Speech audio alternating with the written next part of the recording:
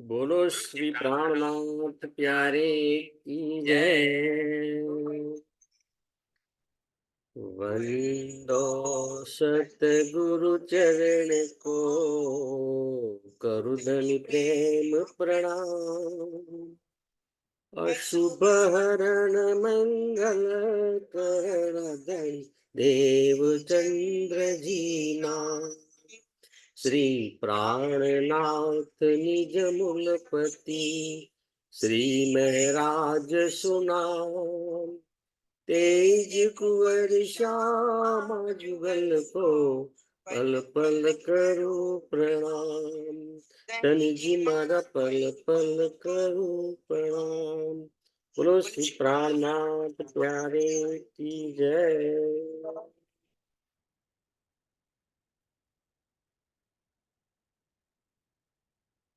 चर्चा प्रारंभ होत है, सुनो साथ चित दई।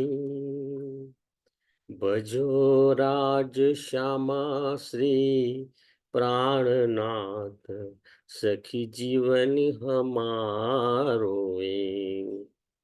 श्री महामत कहे साथ जी, भया चर्चा का वखत। अब तुम सुनियो चित दे, लाला आए बैठे तखत। लाला आए बैठे तखत। बोलो श्री प्राणनाथ प्यारे की जय। पूर्ण ब्रह्म सच्चिदानंद स्वरूप धाम धણી શ્રી અક્ષરાતીત પરમાત્માની અસીમ કૃપાથી, સદગુરુ મહારાજના અપાર આશીર્વાદથી આપણે શ્રી વિતક સાહેબ માં ચોથા દિવસની વિતક એટલે કે ધણી શ્રી દેવચંદ્રજીની વિતકની ચર્ચા કરી રહ્યા છીએ. તેમાં અગાઉ આપણે જોઈ ગયા કે 16 વર્ષના શ્રી દેવચંદ્રજી છે, કેટલી માસૂમ ઉંમર છે, પરંતુ એમનો સંકલ્પ કેટલો વિશાળ છે. વિશાળ હિમાલયના પહાડ જેટલો મજબૂત સંકલ્પ છે. સંકલ્પમાં શું છે? એમને સાચું આધ્યાત્મિક જ્ઞાન મેળવવું છે. એમની પાસે જે સવાલ છે એવા સવાલ દરેક આધ્યાત્મિક ક્ષેત્રમાં પ્રગતિ કરવા ઈચ્છનાર વ્યક્તિને હોય છે કે ભાઈ, હું કોણ છું, મારું મૂળ ઘર ક્યાં છે, પરમાત્મા કોણ છે, પરમાત્મા ક્યાં છે, એ પરમાત્મા છે એનું સ્વરૂપ કેવું છે, પરમાત્માને કઈ રીતે પ્રાપ્ત કરી શકાય, એ સવાલના જવાબ મેળવવા માટે ઉમરકોટથી કચ્છ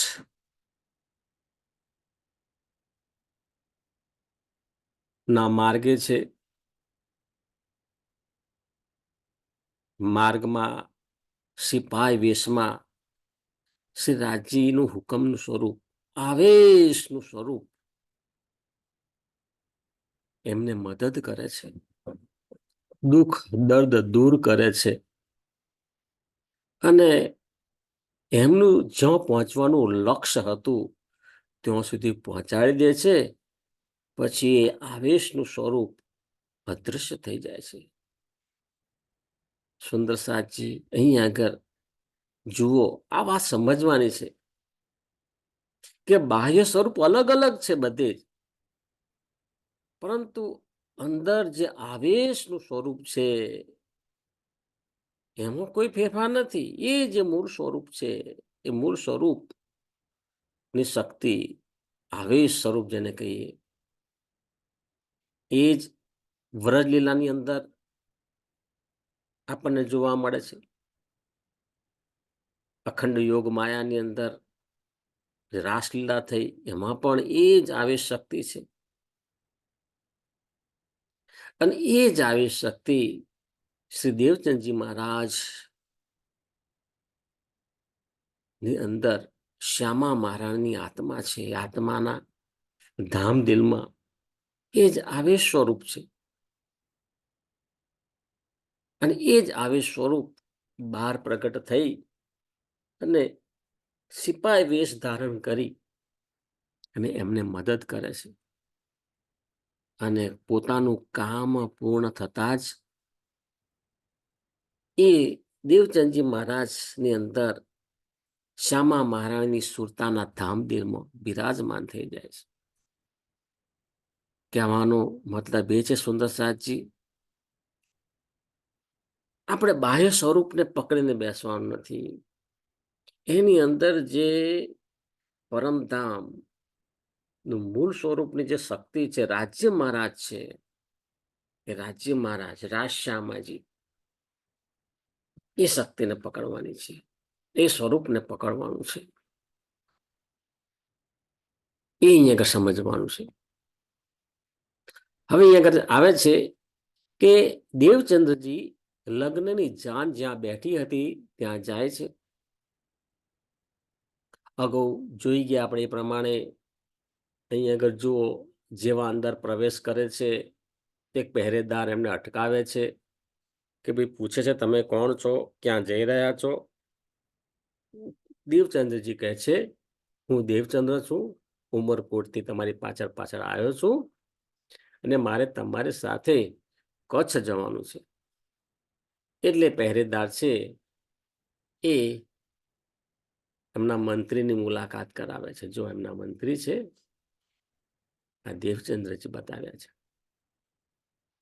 હવે આ જે મંત્રી છે એ મંત્રીજી તો જોઈને ઓળખી જાય છે કે આ તો બાળક ગઈકાલે મારી સાથે વાતચીત કરી હતી તે છે. અમે આટલા જ ઘોડા દોડાવીને આયા, થાકી ગયા છીએ, અને આ બાળક બિલકુલ થાકેલો નથી. એ આવ્યો કઈ રીતે? સ્વાભાવિક છે આ સવાલ થાય. તો સવાલ કરે છે કે તમે કઈ રીતે આયા? દેવચંદ્રજીને કહે છે તો દેવચંદ્રજી સાચી વાત, જે ગુહ્ય વાત છે ને પરમાત્માના દર્શનની કરતા નથી, અને બહુ સિમ્પલ જવાબ આપે છે કે હું તો તમારી પાછળ પાછળ હવાના વેગથી આવ્યો છું, પરમાત્માની કૃપાથી આવી ગયો છું. મંત્રીજી એ વાતને હવે ગળે ઉતરતી નથી, તેમ છતાં સ્વીકારી લે છે. પરંતુ એમની જ બિરાદરીના હોવાથી ખૂબ જ આગ્રહ કરીને કહે છે કે હવે તમે થોડા ફ્રેશ થઈ જાઓ, હાથ પગ ધોઈ લો અને ભોજન ગ્રહણ કરી લો. હવે વાત આગળ આવે છે. જો દેવચંદ્રજી છે 16 વર્ષની ઉંમરના, એટલો સંકલ્પ છે એમનો તે વખતનો. મંત્રી કહે તમે તંબુમાં વિશ્રામ કરો, અહીં આગળ ભોજનની વ્યવસ્થા થઈ રહી છે, બસ થોડી વારમાં થઈ જશે, તમે જમી લેજો. કેટલો આગ્રહથી કહે છે. આ બાજુ 16 વર્ષના શ્રી દેવચંદ્રજી કહે છે કે હું તો મારા હાથે બનાવેલું ભોજન જમું છું. સુંદર સાહેબજી, જો આધ્યાત્મિક માર્ગની અંદર પણ આજે જઈ રહ્યા છે તો દરેક બાબતની અંદર ફૂંકી ફૂંકીને પગ મૂકે છે કે આ જે શરીર છે એ શરીર પણ એક મંદિર છે, અને એની અંદર જે ચેતન તત્વ છે, આત્મ તત્વ, એ મૂર્તિ છે, પરમાત્મા તત્વ છે. તો એ જે શરીરને મારે સ્વસ્થ રાખવાનું છે તો સાત્વિક ભોજન પણ હોવું જોઈએ અને પવિત્ર પણ હોવું જોઈએ. બહુ જ અહીંયા સ્પષ્ટ સમજાયું છે. ગમે ત્યાં ગમે ત્યારે ગમે તેવું ખવાય નહીં, એ વાત અહીંયા આગળ એનો બોધ આપે છે.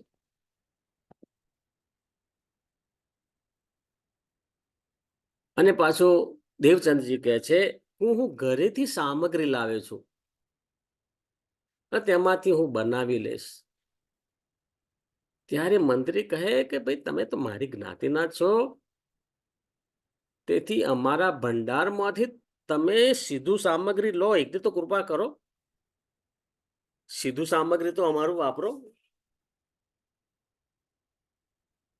શ્રી દેવચંદ્રજી કેટલા નિખાલસ છે. બાકી સામાન્ય વ્યક્તિ એવું વિચારે કે ભાઈ અત્યારે તો એમના ભંડારમાંથી વાપરી લઉં છું, મારું જે છે એ ફરીથી કાલે કામ લાગશે. ના, બહુ નિખાલસ ને પ્રમાણિક છે. એમણે કહ્યું મારી પાસે જ છે સીધું સામાન, એમાંથી બનાવી લઈશ. અને મંત્રી પણ એટલા જ ઉદાર છે. ના, તમે અમારા ભંડારમાંથી સીધું સામગ્રી લો. સુંદર સાજી, કેટલો પ્રેમ ભાવ હોય છે. શ્રી દેવચંદજી મંત્રીની વાત માની લે છે અને પોતાની જાતે જ ભોજન બનાવે છે. જો વાસણ તેમની પાસે હતા જ, એક ચૂલો સળગાવ્યો અને એની અંદર એમને જે ફાવે એ ભોજનની તૈયારી કરી અને જોઈ બેઠા છે. જો, અને થાળીની અંદર એક થાળ તૈયાર કર્યો. સીધે સીધા જમી લેતા નથી. હા, જો દાળ ને ભાત બનાવ્યા હોય એવું એને લાગે છે. થાળ તૈયાર કર્યો. હવે આધ્યાત્મિક માર્ગે જઈ રહ્યા છે. એમને અગાઉ આધ્યાત્મિક જ્ઞાન પ્રાપ્ત કર્યું નથી. અનુભવથી ધીમે ધીમે આગળ વધી રહ્યા છે. તો હવે એમને થાય છે કે અત્યાર સુધી તો જે મંદિર હતું ઉમરકોટમાં, એ મંદિર એ ડેરાની અંદર જે મૂર્તિ હતી એનું ધ્યાન કરી અને થાળ પૂરતા હતા અને ભોજન લેતા હતા. પણ હવે જ્યારે એમણે આંખો બંધ કરી ને, ત્યારે કોણ દેખાય છે? સિપાઈ વેશમાં જે સ્વરૂપે દર્શન આપ્યા હતા ને, એ સ્વરૂપ એમને દેખાય છે. અને મનોમન એ સ્વરૂપ જાણ સામે આવી ગયું હોય ને, એ રીતે એમને દેખાય છે. એ સ્વરૂપને યાદ કરીને ખૂબ જ ભાવથી આ થાળ ધરાવે છે. સંપૂર્ણ થાળ બોળે છે અને ત્યાર પછી એનો પ્રસાદ પોતે આરોગે છે. બીજે દિવસે સવારમાં, હવે ત્યાર પછી જમી લીધું રાત્રે, બીજે દિવસ સવારમાં નીકળવાનું હતું. બારાત જવાની તૈયારી કરે છે. તે વખતે મંત્રી પૂછે છે કે ભાઈ આપણી પાસે 200 ઘોડા છે અને 2 ઊંટ છે, શું સ્થિતિ છે? તો કે 200 ઘોડા છે એની ઉપર બધા જ પૂરેપૂરા સવાર છે, અને 2 ઊંટ છે એની ઉપર કેટલા સવાર છે? તો કે છે કે અમે 4 જણ છીએ. ત્યારે મંત્રી કહે છે કે 5મા દેવચંદ્રને પણ બેસાડી દો. બસ આ હુકમ મળતા જ શ્રી દેવચંદ્રજીને ઊંટ ઉપર બેસાડી દેવામાં આવે છે. દેવચંદ્રજી બેસી જાય છે અને કચ્છ પ્રદેશ જેવું આવે છે ત્યાં દેવચંદ્રજી ઉતરે છે અને બારાત આગળ જાય છે. જો આ કચ્છ પ્રદેશ આવ્યો ને, હવે એ દેવચંદજીનું સ્થાન આવી ગયું. હવે એમને આગળ જવાનું જ નથી. એમને જે કંઈ કામ છે એ કચ્છ પ્રદેશ છે. એટલે એ દેવચંદ્રજી ત્યાંથી ઉતરીને આધ્યાત્મિક માર્ગે પ્રયાણ કરે છે. અને જે બારાત હતી એ કચ્છ છોડી અને આગળ જાય છે. એમનું જે માયાનું કાર્ય છે, એ માયાનું કાર્ય પૂર્ણ કરવા માટે એ બારાત આગળ નીકળી રહી છે. બંનેના રસ્તા અલગ અલગ છે. હવે અહીંયા આગળ જો 16 વર્ષની ઉંમર છે, કચ્છ પ્રદેશની અંદર આવ્યા, જોવે છે ત્યાં કોઈ એમની પાસે ગાઈડ નથી, બધું સમજાવે. એમને જાતે જ બધું શોધવાનું છે. એટલે ચાલતા ચાલતા એક મંદિર ત્યાં જોવા મળે છે. અને મંદિર જોવા મળ્યું એટલે ખૂબ જ હર્ષમાં આવી જાય છે, આનંદમાં આવી જાય છે અને મંદિરની અંદર એ દર્શન કરવા માટે જાય છે.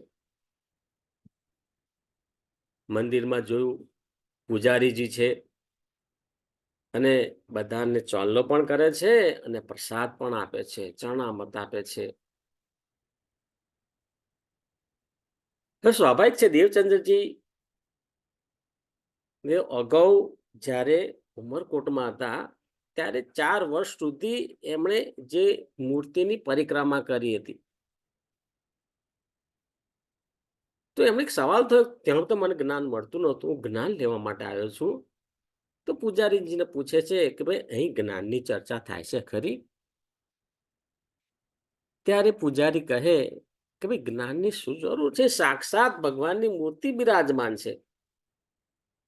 એમના દર્શન કરો, પ્રસાદ લો, બસ ભગવાન તમને મળી ગયા. મોટે ભાગે 90% આપણા સંસારની અંદર જે વસ્તી છે એ આ જ પ્રમાણે ધર્મનું પાલન કરે છે.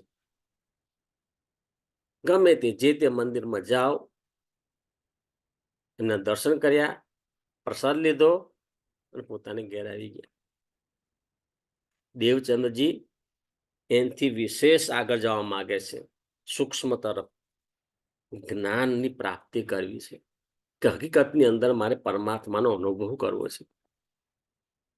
તો જો આ બતાવ્યું છે, આગળ આ મૂર્તિ છે, આ પૂજારીજી અને દેવચંદ્રજી સવાલ કરે છે અને ત્યારે એ પૂજારીજી કહે છે કે મંદિરના ભગવાનના દર્શન કરવાના છે અને પ્રસાદ લેવાનો છે.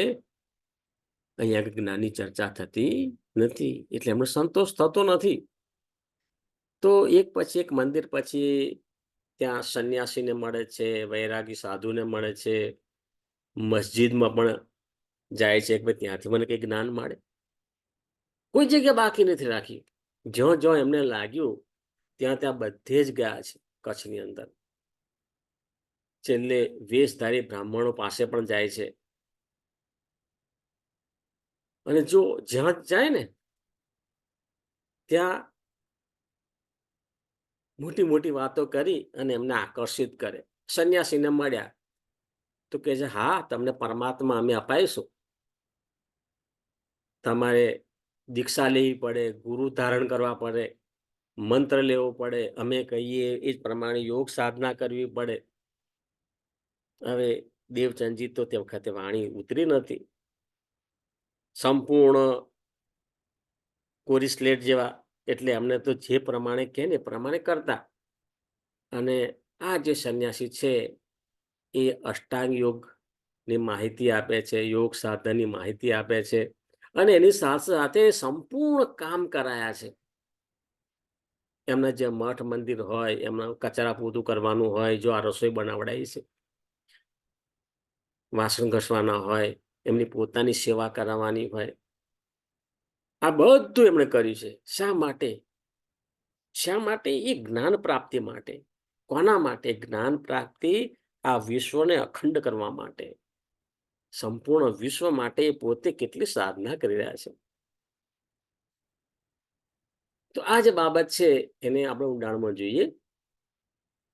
જો દેવચંદ્રજીની ખોજ શરૂ થાય છે એમાં આપણે જોઈ ગયા કે એક મંદિરમાં જાય છે અને એમનો આ જ સવાલ હોય છે કે ભાઈ દર્શન તો કર્યા પણ મારે જ્ઞાન ચર્ચામાં રસ છે, જ્ઞાન ચર્ચા તમે કરશો?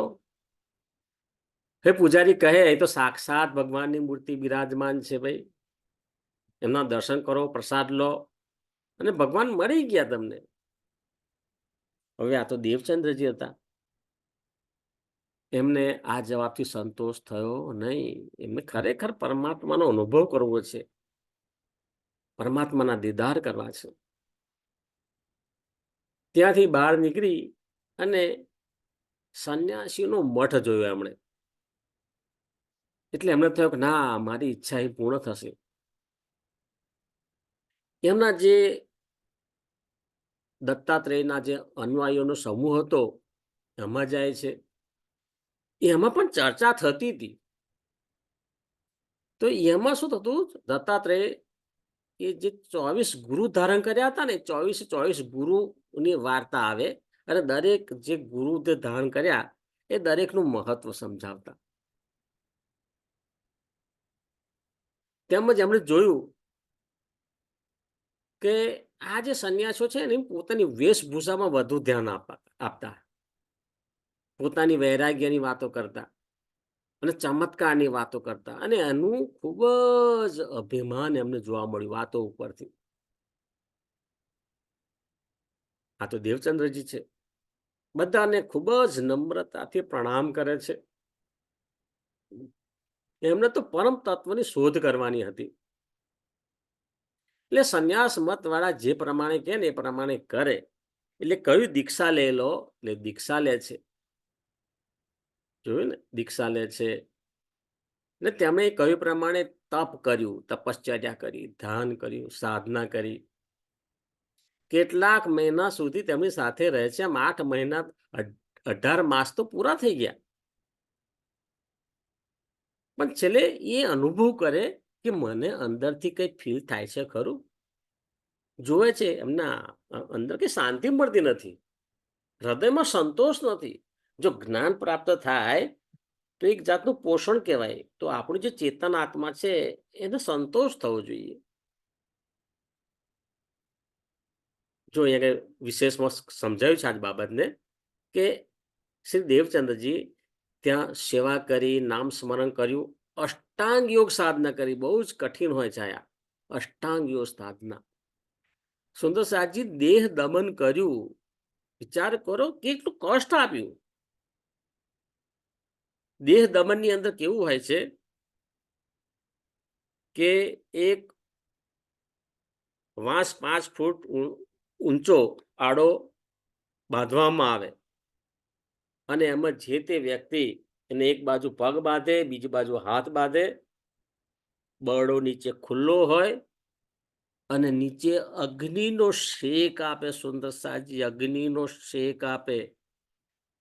દેહ દમન થાય કે દેહ દમન તમને કરીએ તો તમને પરમાત્માની પ્રાપ્તિ થાય. સુંદર સાજી ધણીએ કેવી કેવી તકલીફો વેઠી છે. બધું જ કર્યું છે. આ બધું કર્યા પછી પણ જ્યારે એમને મનની સંતુષ્ટિ ના થઈ ત્યારે ત્યાં છોડી દીધું અને ગુરુ ગોરખનાથના ચેલા કે જે તાંત્રિક વિદ્યાશક્તિ ધરાવતા હતા ત્યાં ગયા. ત્યાં પણ જોયું તો બાહ્ય આડંબર જોવા મળ્યા.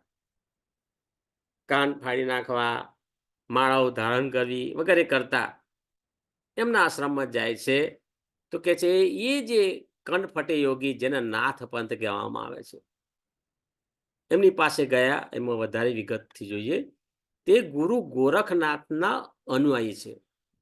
હઠયોગ કરે છે સુંદર સાજી. તેમને પોતાની સિદ્ધિઓનું ખૂબ જ અભિમાન હોય છે. સિદ્ધિઓની અંદર રચ્યા પચ્યા છે. તે તાંત્રિક પ્રકારના છે અને પોતાના હાથમાં ખોપરી લઈને ફરતા તમે જોયા હશે. યા કનફટે યોગી. શ્રી દેવચંદ્રજી થોડા દિવસ તેમની સાથે પણ રહે છે, કારણ કે એમને તો સવાલના જવાબ જોઈએ છે. એ બધું જ કરે છે જે કહે છે પ્રમાણે, પરંતુ સંતોષ પ્રાપ્ત થયો નથી. એટલે છેલ્લે સંતોષ પ્રાપ્ત ન થાય ને એટલે નમ્રતાપૂર્વક પ્રણામ કરીને ત્યાં જાય છે. ક્યારેય કટુ શબ્દ બોલ્યા નથી. અહીંયા આગળ આખો સંસાર શું રહ્યો છે સુંદર સાથી, અત્યારે પણ આપણે સૂતા જ છીએ. જ્યારે આ 16 વર્ષનું બાળક આધ્યાત્મિક જગતના પાયાના પ્રશ્નોના જવાબ મેળવવા માટે, પ્રશ્નોના સમાધાન માટે ખોજમાં નીકળી પડ્યા છે. અને જ્યાં જ્યાં એમને લાગે એ બધા સ્થાને જાય છે. એ કે પ્રમાણે કરે છે, એમની વાતો સાંભળે છે અને પછી છેલ્લે એનું અવલોકન કરે છે પોતાના હૃદયની અંદર કે આમાંથી મને કંઈ પ્રાપ્ત થયું ખરું. અને ત્યાર પછી નિર્ણય લે છે. જો સુંદર સાહેબજી, સાયન્ટિફિક બેઝ છે અહીંયા આગળ. અવલોકન અને નિર્ણય. જો જાય છે તો અવલોકન કરે છે. અવલોકન ક્યાં કરે છે? પોતાની અંતરાત્મામાં કરે છે કે આમાંથી મને શું પ્રાપ્ત થયું, શું અનુભવ થયો, કંઈક આધ્યાત્મિક વિકાસ થયો હોય એવું મને લાગે છે ખરું. હા, એમને થોડો પણ અણસાર આવે ને તો તરત કહી દેતા. આ સંન્યાસીના મઠમાં જ્યારે ગયા તે વખતે ધ્યાનની અંદર એમણે જ્યારે પ્રકાશ જોયો, પ્રકાશ, અતિ દિવ્ય પ્રકાશ, થોડા સમય માટે પ્રકાશ જોયો, અને ત્યાર પછી એમણે સંન્યાસીને વાત કરી કે ભાઈ મને પ્રકાશ જોવા મળ્યો હતો. એ શું? ત્યારે એમણે કહ્યું એ જ પરમાત્મા. કે અરે એ જ પરમાત્મા કઈ રીતે હોઈ શકે? તમે પરમાત્માને નિર્ગુણ નિરાકાર કહો છો, પરંતુ આ જે જગત તો સાકાર રૂપ છે. તો આ સાકાર રૂપ જગત બનાવનાર જેની કૃપાથી બને, જેના હુકમથી બને, એ સચ્ચિદાનંદ પરમાત્માનું કઈ સ્વરૂપ તો હોય કે ના હોય? તો એ જે પ્રકાશ તો અનુભવ થતો હતો એ આદિનારાયણ નું દિવ્ય જ્યોતિ, પ્રણવ બ્રહ્મની જે જ્યોતિ છે, એ પ્રણવ જ્યોતિ નો અનુભવ ત્યાં સુધી જાય પહોંચે, પરંતુ હદની પાર બેહદ મંડળ અને બેહદ મંડળની પરે સચ્ચિદાનંદ પરમાત્માને પ્રાપ્ત કરવાના છે. આ કેવી રીતે શક્ય છે? અહીંયા આગળ જો હવે દેવચંદ્રજી આ જે તે આશ્રમમાં ગયા ને, ત્યાં બધી જ તાંત્રિક વિદ્યા શીખી લીધી, કારણ કે એમની અંદર શક્તિ હતી. એ કે બધું શીખી લે, જે કે એનો જાપ કરતા. પરંતુ એમને આ રિદ્ધિ સિદ્ધિમાં રસ નહોતો, આ તાંત્રિક વિદ્યામાં રસ. એમને તો સચ્ચિદાનંદ પરમાત્માની પ્રાપ્તિ કરવી છે. એટલે કઈ મળ્યું નહીં. એમને જે જોતું હતું એ નહીં મળ્યું, કારણ કે તે તો રિદ્ધિ સિદ્ધિ છે. તેમાં પાર બ્રહ્મ પરમાત્મા વિશે કઈ વાત જ ન હતી. થોડાક દિવસ ત્યાં રહ્યા પછી ત્યાંથી નીકળીને બીજે જાય છે. જો વાત આ સમજવાની સુંદરસાજી, આ વિતક આ સમજાવવા માંગે છે કે આપણને અનેક ધર્મ સ્થાનો અહીંયા આગળ જોવા મળશે, પરંતુ એમાં જે સચ્ચિદાનંદ પરમાત્મા છે, એ સચ્ચિદાનંદ પરમાત્માનું સ્વરૂપ કેવું છે, સચ્ચિદાનંદ પરમાત્મા ક્યાં છે, કઈ રીતે પ્રાપ્ત કરી શકાય, અને એમાં હું કોણ છું, આ બધા સવાલના જવાબ મળે સાચા અર્થમાં એને આધ્યાત્મિક જ્ઞાન કહેવાય. સુંદરસાદજી ત્યાર પછી દેવચંદજી કાપડી વૈરાગી, જેને કાપાલિક વૈરાગી પણ કહેવામાં આવે, એ સંન્યાસી પાસે જાય છે. હવે આ સંન્યાસી તો કેટલું બધું સ્મશાનની અંદર યોગ સાધના કરે. સ્મશાન એટલે રાતના સમયમાં કેટલું ડરામણું હોય. સુંદરસાજી દેવચંદજી મહારાજ 16 વર્ષની ઉંમરે એ જે કાપડી વૈરાગી સંન્યાસીની સાથે સ્મશાનમાં ગયા અને એમણે જે પ્રમાણે કહ્યું ને પ્રમાણે યોગ સાધના કરી, પણ સંતોષ થયો નથી. છેલ્લે ચાલતા ચાલતા એમણે જોયું કે એક મસ્જિદ જોવા મળી, એમાં બાંગ પુકારતા હતા એ સાંભળવા મળ્યું. એટલે ત્યાં ઊભા રહ્યા અને ત્યાંથી ત્યાંના મૌલી પસાર થતા હતા. એમને પૂછે છે કે પરમાત્માની પ્રાપ્તિ કઈ રીતે થાય, પરમાત્મા કોણ છે, ક્યાં છે? તો એ એમની ભાષામાં, શરિયતની ભાષામાં જવાબ આપ્યો કે ભાઈ હા, શરિયતની રીતે તમે પાલન કરશો, 5 વખત નમાઝ પઢવાની છે, અને એમની જે કઈ શરિયતની બાબત છે એ સમજાવે છે, અને એ રીતે પરમાત્માને પ્રાપ્ત કરી શકાય. તો એ જેમણે કહ્યું એ પ્રમાણે પણ દેવચંદજીએ કરી જોયું. પછી જોયું મારા અંતરાત્મામાં કઈ ફેર પડે છે? ના, કોઈ શાંતિ મળી નહીં, કોઈ જ્ઞાનનો પ્રકાશ મળ્યો નહીં. અને આ રીતે ખોજ કરતા કરતા 4 વર્ષ તો નીકળી ગયા. તમે વિચાર કરો, 4 દિવસ ને 4 મહિના નહીં, આમાં 4 વર્ષ કાઢી નાખ્યા. પણ સંકલ્પ બહુ દ્રઢ છે કે પરમાત્માની પ્રાપ્તિ કરવી છે.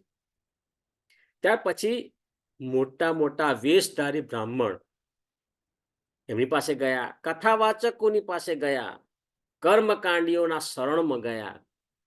દરેકને સવાલ કરે છે, મને પરમાત્માની પ્રાપ્તિ કરાવો. અને એ કહ્યું પ્રમાણે કઠોરમાં કઠોર પરિશ્રમ કર્યા, પરંતુ કંઈ જ પ્રાપ્ત ન થયું. છેવટે 4 વર્ષની આ મહેનત પછી એમને થયું, હવે મને બીજે જવા દો. એટલે આ કચ્છમાંથી શ્રી દેવચંદ્રજી ભોજનગરમાં આવે છે. फिर भोजनगर आए, तीन शहर में तहाँ हरदास जी રહે, ભાઈ સોહબત તીન સે.